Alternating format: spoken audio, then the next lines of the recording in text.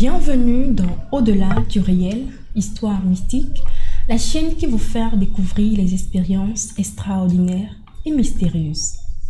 C'est l'histoire d'un homme qui a eu une étreinte surnaturelle avec une dame, l'amenant ainsi à signer un pacte malveillant sans le savoir.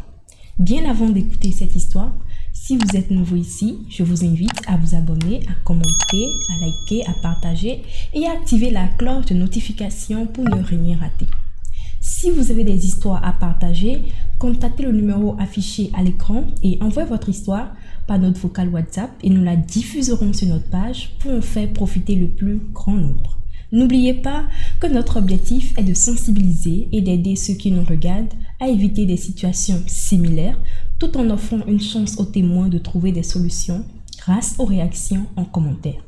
Tous les jours à partir de 11h, retrouvez-nous sur notre page YouTube Au-delà du réel pour de nouvelles histoires. Alors sans plus tarder, nous allons écouter ensemble cette histoire intrigante. Bonsoir à toute la communauté.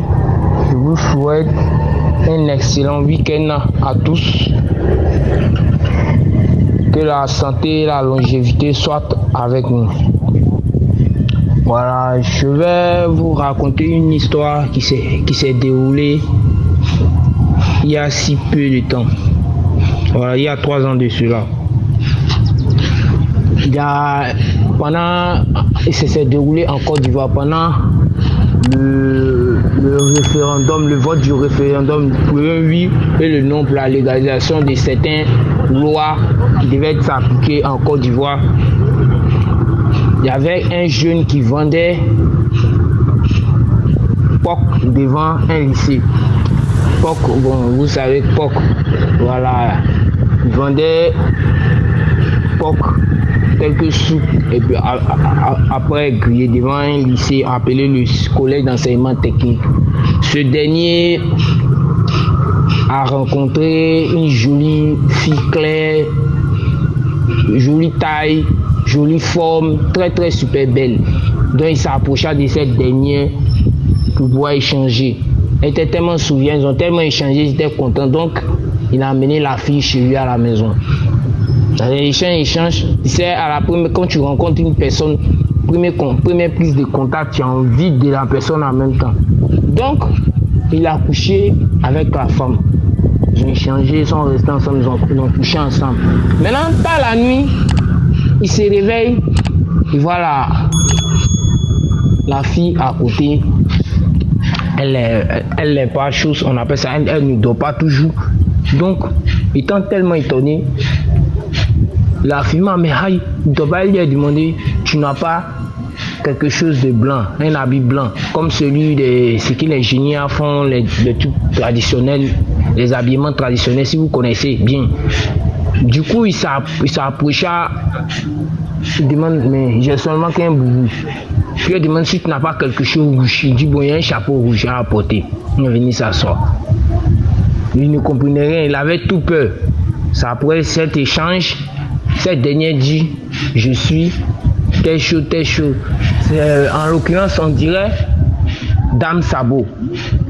Elle dit, moi puis toi, nous venons de signer un pacte, nous sommes liés à vie. Tout ce que tu pourras faire, quelque chose d'autre, c'est de coucher avec moi vendredi, samedi et dimanche.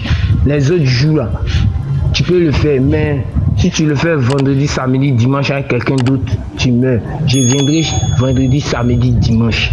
Donc, lui était étonné tellement il a eu peur. Là, il n'est rien, il est à ta protection. Donc, ce dernier est sorti. Le lendemain, peut-être à la nuit, il est sorti vers 3h, il dit non, qu'à marcher un peu. Ils sortent, il y avait dans le quartier, il y a des tricycles.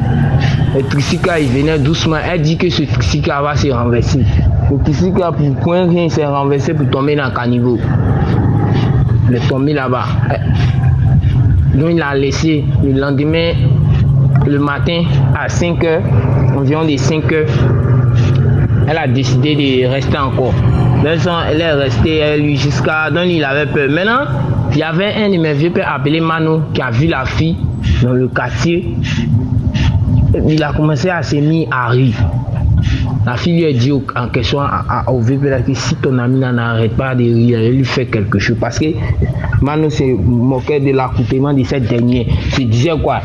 C'est qu'un habillement Gawassa, comme on le dit dans le jargon ivoirien, tu es trop Gawou, ça veut dire que tu connais rien, tu viens d'arriver dans un nouveau coin. Donc cette dernière a affirmé que si Mano n'arrête pas, elle fait quelque chose. Elle a dit ça, donc le gars a fait signe à Mano d'arrêter. Mais Mano partait, il riait toujours. Mano ne savait rien que c'était une demi-génie c'était génie en question. Donc, ça tapait un bon moment, ça tapait 2-3 jours. Troisième jour, il dit va l'accompagner, il va donner l'argent qu'à prendre ta soirée. Il dit non, c'est pas la peine. Je vous jure qu'elle a envoyé un KUTB. Un KUTB est venu la chercher. Le KUTB est venu la chercher au quartier. Et puis il est passé elle. Bon, depuis ce jour, ça a tapé un bon moment, on a trouvé le VP, c'est ça le VP nous a expliqué. Mais après ce jour, on n'a plus vu le VP, on ne sait plus si on dit il vit ou pas. C'est que j'ai voici l'histoire. Nous sommes à la fin de cette histoire. Toutefois, elle a une suite que nous allons jouer dans une autre vidéo. Si vous l'avez trouvée intéressante, laissez en commentaire vos avis, apports et impressions. Surtout, likez et partagez. Merci pour votre attention. On se donne donc rendez-vous demain à 11 h pour une nouvelle histoire.